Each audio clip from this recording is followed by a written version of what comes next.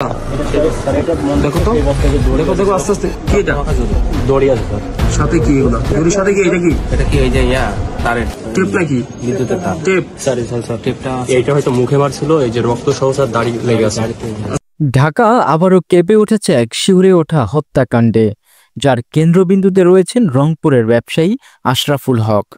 কংক্রিটের শহরকে নাড়িয়ে দেওয়া এই মামলার অবশেষে গ্রেফতার হয়েছে মূল আসামি জারিজুল ইসলাম ও তার প্রেমিকা শামীমা।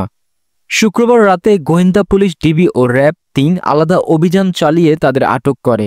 ডিবি জানায়, রংপুরের ব্যবসায়ী আশরাফুলকে হত্যার পর মরদেহ খণ্ড করার মূল পরিকল্পনা ছিলেন আশরাফুলের ঘনিষ্ঠ বন্ধু জারেজ। প্রাথমিক জিজ্ঞাসাবাদে জানা গেছে, পরকীয়াজনিত দ্বন্দ্ব থেকে এই হত্যাকাণ্ড সংঘটিত হয়।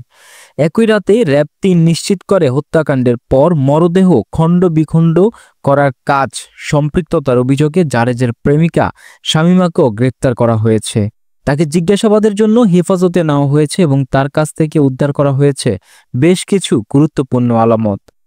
বৃহস্পতিবার ভোরে রাজধানীর শাহবাগ থানাধীন জাতীয় ঈদগাহর সামনে 2টি নীল ড্রামের সন্দেহজনক উপস্থিতি নজরে আসে স্থানীয়দের। পুলিশ গিয়ে ড্রাম খুলতেই বেরিয়ে আসে ২৬ টুকরা মানবদেহ। সেই মুহূর্তে পুলিশের সদস্যরা বিস্মিত হয়ে পড়েন। পরবর্তীতে পরিচয় নিশ্চিত হওয়ার পর জানা যায়, সেগুলো রংপুরের ব্যবসায়ী আশরাফুল হকের। ঘটনার পরপরই নিহত আশরাফুলের পরিবার জারেজকে সন্দেহভাজন হিসেবে উল্লেখ করে শাহবাগ থানায় মামলা দায়ের করে। মামলার পর থেকেই সে পলাতক ছিল। ডিবির বিশেষ একটি টিম আধুনিক প্রযুক্তির মাধ্যমে তার অবস্থান শনাক্ত করে। শুক্রবার রাতে কুমিল্লার দাউদকান্দি থেকে জারিজুল ইসলামকে গ্রেফতার করা হয়। অন্যদিকে র্যাব ৩ অভিযান চালিয়ে রাজধানীর একটি এলাকা থেকে তার প্রেমিকা শামীমাকে আটক করে। ডিবির কর্মকর্তা জানান, প্রাথমিক জিজ্ঞাসাবাদে হত্যাকাণ্ডের পেছনে ব্যক্তিগত সম্পর্কজনিত জটিলতা ও পরকীয়ার বিষয় উঠে এসেছে। ঘটনাটি অত্যন্ত পরিকল্পিতভাবে ঘটানো হয়েছে।